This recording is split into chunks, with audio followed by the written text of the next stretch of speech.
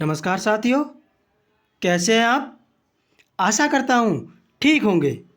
स्वागत है आपका अपने परिवार प्रकाश क्लासेस में। आज मैं आपके लिए मैथ पेडागोजी का प्रैक्टिस सेट लेकर आया हूँ, जो आगामी एग्ज़ाम यानी सीटेट जो 20 अगस्त को होने वाला है, उसके लिए ये वीडियो बेहद इम्पोर्टेंट होने वाली है। इस वीडियो को पूरा देखें और आप में दम है तो 30 में से क्वेश्चन 15 ही करके दिखा दीजिए। देखिए साथियों, अगर हर एग्ज़ाम की बिल्कुल फ्री में तैयारी करना है आपको तो चैनल को सब्सक्राइब कर लीजिए। अगर वीडियो अच्छी लगे तो वीडियो को लाइक करें और ज़्यादा से ज़्यादा शेयर करें। चलिए तो स्टार्ट करते हैं। पहला क्वेश्चन आपकी स्क्रीन पर। पहला क्वेश्चन, एक प्रिया नाम की लड़की है, गणितीय प्रश्न करने में निपुण है, उसमें किस प्रकार की बहुबौद्धिकता की अधिकता है भैया? क्या भाषाई बुद्धि, क्या तार्किक बुद्धि, क्या अंतर व्यक्तित्व बुद्धि या मनोगत्यात्मक बुद्धि? बताइए, क्या मनोविज्ञान से संबंधित है, क्या अंतः संबंधित है वो, या तार्किक यानी रीजनिंग है, या वो भाषा यानी साहित्य से संबंधित है? तो कमेंट कीजिए। बहुत ही इम्पॉर्टेंट क्वेश्चन है, बिल्कुल टिक कर लीजिए इस पे। आहा, मज़ा आ गया साथियों, वेरी गुड। यानी प्रिया गणितीय प्रश्न करने में अगर निपुण है तो उसमें तार्किक बुद्धि है। ठीक है। अगला क्वेश्चन कहता है कि वस्तुनिष्ठ परीक्षण की सर्वाधिक महत्वपूर्ण विशेषता क्या है? क्या विश्वसनीयता होनी चाहिए, क्या वैधता होनी चाहिए, क्या वस्तुनिष्ठता होनी चाहिए, या बिल्कुल ये सभी होने चाहिए? तो क्या होगा राइट आंसर? वस्तुनिष्ठ परीक्षण की सबसे अधिक महत्वपूर्ण विशेषता क्या है? उसमें विश्वसनीयता होनी चाहिए। ठीक है साथियों, बहुत ही बेहद इम्पोर्टेंट वीडियो है, वीडियो को पूरा देखें। अगला क्वेश्चन कहता है कि सर्वाधिक प्रभावशाली शिक्षण सामग्री कौन सी है जिसमें अट्रैक्शंस होगा? ऐसी कौन सी शिक्षण सामग्री है? का अप्रक्षेपित, प्रत्यक्ष अनुभव, प्रक्षेपित, या इनमें से कोई नहीं? तो 3 नंबर का राइट आंसर क्या होगा? यानी प्रत्यक्ष अनुभव अगर होगा तो वह शिक्षण प्रणाली बहुत ही अट्रैक्टिव होगी। ठीक है साथियों। अगला क्वेश्चन, मूल्यांकन का निकटतम संबंध होता है विषय वस्तु से, मूल्यांकन प्रविधियों से, उद्देश्यों से, या सीखने की क्रियाओं से? तो किससे होता है मूल्यांकन का संबंध? कतई जहर बिल्कुल क्वेश्चन है ये, बहुत ही बार सीटेट में पूछा गया है। बिल्कुल, मूल्यांकन का निकटतम संबंध जो होता है वो उद्देश्य से होता है। ठीक है। अगला क्वेश्चन, अंकगणित की 4 मूलभूत संक्रियाएं हैं भैया, वो कौन सी हैं आपको बताना है।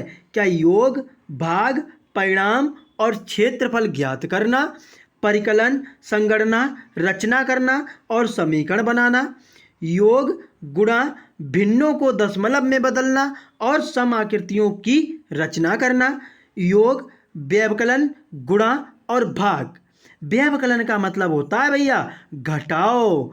तो आप बताइए, आपने गणित सीखा तो सबसे पहले कौन सी 4 संक्रियाएं सीखी? बिल्कुल, यानी पहले हमने जोड़ना सीखा, फिर घटाना सीखा, फिर भैया गुणा, फिर आ गए भाग पे। ठीक है, तो इस क्वेश्चन का राइट आंसर डी करेक्ट हो जाएगा। अगला क्वेश्चन, किसी प्रकार के मूल्यांकन का मुख्य पर्याय विद्यार्थियों को फीडबैक देना है। क्या रचनात्मक मूल्यांकन, क्या निदानात्मक मूल्यांकन, क्या सारांशात्मक मूल्यांकन, या भविष्यात्मक मूल्यांकन? तो मूल्यांकन का मुख्य पर्याय क्या है भैया? फीडबैक देना। तो 6 नंबर का राइट आंसर क्या होगा? रचनात्मक मूल्यांकन होगा। बिल्कुल। अगला क्वेश्चन कहता है, निम्नलिखित में से कौन सी संख्या की समझ की महत्वपूर्ण पहलू नहीं है? हमसे पूछा नहीं, बिल्कुल इस पे ध्यान देना है। क्या पंक्तिबद्धता, गणना, अंक लिखना, या संरक्षण?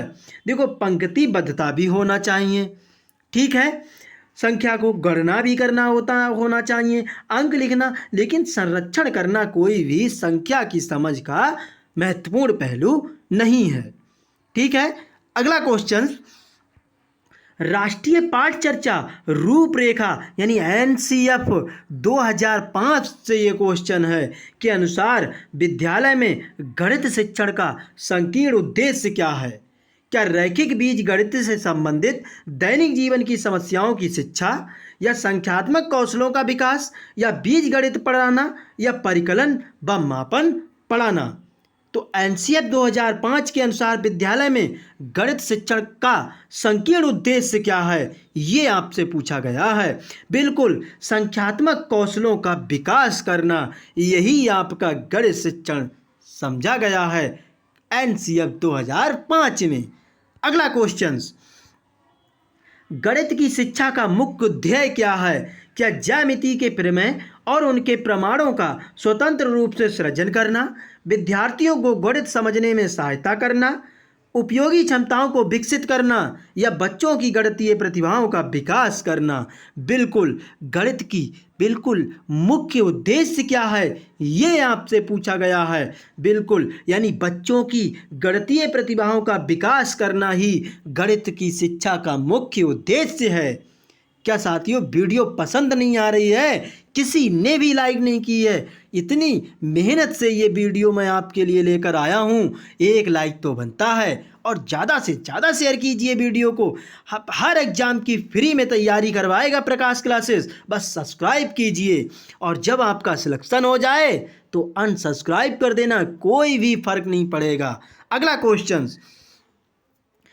क्वेश्चन कहता है कि निम्न में से कौन सा खुला अंता वाला प्रश्न है? आपको 15 को 3 से गुणा किस प्रकार करेंगे? कोई दो संख्याएं लिखी हैं जिनका गुणनफल 15 हो, या संख्या रेखा का प्रयोग करते हुए 3 बार 15 का मान ज्ञात कीजिए। तो बताइए, आपसे खुला अंत का पूछा गया है। यानी खुला अंत का मतलब होता है कि एक क्वेश्चन का आंसर कई तरीके से दे सको, तो ये होता है खुला अंत। ठीक है साथियों, फिलहाल आप 15 को 3 से गुणा किस प्रकार करेंगे, ये आप तो देखिए। 3 की गुणा 5 से करेंगे, 5 की गुणा 3 से करेंगे, ये बहुत ही मेथड होंगे। जिससे कि 1 की गुणा 3 से करेंगे, फिर 5 से करेंगे, तो ये हमारे 1 से ज़्यादा आंसर है ना इसके, तो वही हमारा खुला अंत के अंतर्गत आता है। ठीक है, अगला क्वेश्चन कहता है उपलब्धि परीक्षण एवं नवैज्ञानिक परीक्षण में अंतर क्या है? क्या उद्देश्यों का, प्रकृति का, कठिनाइयों स्तर का, या इनमें से कोई नहीं? तो 11 नंबर का राइट आंसर हो जाएगा उद्देश्यों का। ठीक है, अगला क्वेश्चन, सबसे अधिक प्रभावशाली शिक्षण सामग्री है अप्रक्षेपित, प्रत्यक्ष अनुभव, प्रक्षेपित, या इनमें से कोई नहीं? तो 12 नंबर का राइट आंसर क्या होगा? बिल्कुल अप्रत्यक्ष अनुभव नहीं, बिल्कुल प्रत्यक्ष अनुभव होना चाहिए, तभी शिक्षण क्या होगा? बिल्कुल प्रभावशाली होगा। अगला क्वेश्चन, कौन सा कार्य अध्यापक का नहीं है? योजना, मार्गदर्शन, शिक्षण, या बजट बनाना? बिल्कुल, एक शिक्षार्थी को, एक अध्यापक को बिल्कुल योजना बनाना है, मार्गदर्शन भी करना है और शिक्षण भी करना है, लेकिन बजट बनाने का काम उसका नहीं है भैया। ये बजट कौन बनाता है? आप हमें कमेंट कीजिए। ठीक है, अगला क्वेश्चन कहता है यदि एक शिक्षार्थी पूर्णांकों, भिन्नों और दशमलव संख्याओं पर चारों आधारभूत संक्रियाएं संपन्न करने में समर्थ है, तो वह विभाजकता अवस्था में है, उत्पादन अवस्था में है, संक्रियात्मक अवस्था में है, या परिमाणात्मक अवस्था में है? तो आप बताइए, भिन्नों और दशमलव संख्याओं पर चारों आधारभूत संक्रियाएं संपन्न कर लेता है एक विद्यार्थी, अरे आप ही में से कोई होगा, तो वो किस स्टेज पर है? बिल्कुल वो संक्रियात्मक अवस्था पर है। बहुत अच्छे से कमेंट किया है मेरे भाई और बहनों ने। क्या वीडियो पसंद नहीं आई? लाइक कीजिए, ज़्यादा से ज़्यादा भी शेयर कीजिए। अगला क्वेश्चन, प्राथमिक स्तर के बच्चे दी गई आकृतियों को उनकी लिखावट के आधार पर वर्गीकृत करने के योग्य से वेन हाइडल के अनुसार ज्यामिति के डैश पर है। क्या मानसिक चित्रण स्तर पर, विश्लेषणात्मक स्तर पर, अनौपचारिक निगमन स्तर पर, या औपचारिक निगमन स्तर पर? तो किस पर होगा भैया? बिल्कुल कमेंट कीजिए क्या होगा इस क्वेश्चन का राइट आंसर। बिल्कुल मानसिक चित्रण स्तर पर वेन हाइल जो हैं वो ज्यामिति के अनुसार जाने जाते हैं। अगला क्वेश्चंस कहता है कि कई बच्चों को 44 लिखने के लिए कहने पर ग्रेड 2 के कुछ छात्रों ने इसे 404 लिखा। एक शिक्षक के रूप में आप इसे कैसे संबोधित करेंगे? क्या उनकी प्रतियों में उनके उत्तर को सही करें, ठोस सामग्री का उपयोग करके विनिमय के सिद्धांत को समझाएं, या उन्हें उन लोगों के साथ समूहित करें जिन्होंने इसे सही ढंग से किया है, या उन्हें सही उत्तर का पता लगाने के लिए कहेंगे? आप एक टीचर हैं, आपने एक क्लास में जाकर के बच्चों से 44 लिखने के लिए कहा, तो किसी ने 404 लिखा तो किसी ने कुछ और लिखा, यानी कि 44 जो है वो सही से नहीं लिखा गया है। तो इन चारों उद्देश्यों में से आप क्या करेंगे? बिल्कुल, यानी ठोस सामग्री का उपयोग करके विनिमय के सिद्धांत को समझाएंगे। B is the correct answer. अगला क्वेश्चंस कहता है निम्नलिखित में से कौन सा गणित में कम करने के कारक को कहा सकता है, यानी जिसमें कम कारक हो तो क्या होगा वो? जेंडर, सामाजिक सांस्कृतिक पृष्ठभूमि, या गणित की प्रकृति? क्या होगा 17 राइट का आंसर? बिल्कुल सामाजिक सांस्कृतिक जो है आपकी वो गणित से कम कारक करने की क्षमता है। ठीक है। अगला क्वेश्चंस, प्राथमिक विद्यालय के बच्चों को गणित पढ़ाते समय पाठ योजना बनाने का सबसे महत्वपूर्ण पहलू निम्नलिखित में से कौन सा है? क्या पाठ्य पुस्तक के अनुक्रम के बाद, या संरचित तरीके से गणितीय अवधारणाओं को प्रस्तुत करना, या छात्रों को अवधारणाओं के निर्माण की अनुमति देने के अवसर प्रदान करना, या लेखन गतिविधियों और संदर्भ के लिए प्रश्न करना? तो 18 नंबर का राइट आंसर क्या होगा? कमेंट कीजिए। देखिए, जहां अवसर देने की बात आए तो वो हमारा सटीक आंसर होता है, यानी छात्रों को अवधारणाओं के निर्माण की अनुमति देने के अवसर प्रदान करना, यही पाठ योजना बनाने का एक महत्वपूर्ण पहलू होता है। अगला क्वेश्चंस, निम्नलिखित में से रचनावादी गणित कक्षा की विशेषताएं नहीं माना जा सकता है? क्या गणित सीखने में भाषा और संवाद की भूमिका पर ध्यान दिया जाता है? शिक्षक स्वीकार करता है कि छात्र दिए गए इंटरकैक्शन से कई समझ बना सकता है? या फिर भैया उद्देश्य प्रकार परीक्षण वस्तुओं का उपयोग मूल्यांकन के प्राथमिक साधन के रूप में किया जाता है? या डी ऑप्शंस गणित और अन्य पाठ में छात्रों के बीच संपर्क पर प्रकाश डाला गया है? तो क्या होगा 19 नंबर का राइट आंसर? वेरी गुड, यानी कि उद्देश्य प्रकार परीक्षण वस्तुओं का उपयोग मूल्यांकन के प्राथमिक साधन के रूप में किया जाता है। यही एक रचनावादी गणित कक्षा की विशेषता नहीं मानी गई है। ठीक है। अगला क्वेश्चंस कहता है निम्नलिखित में से कक्षा में हो रहे कौन सा कार्य एक गतिविधि है? क्या बच्चों द्वारा श्यामपट्ट से नकल करना, या बच्चों का अन्वेषण में लगना, या शिक्षक समझते हैं कि प्रश्न कैसे हल करें, या बच्चों द्वारा कविता के रूप में गिनती कहना? तो क्या होगा, यानी कक्षा में हो रहे कौन सा कार्य एक गतिविधि होगा? तो 20 नंबर का राइट आंसर क्या होगा? बिल्कुल, यानी 20 नंबर में क्या होगा? बच्चों का अन्वेषण में लगना, यही एक गतिविधि के अंतर्गत आता है। ठीक है। अगला क्वेश्चन, निम्नलिखित शाब्दिक समस्या के प्रकार को पहचानिए।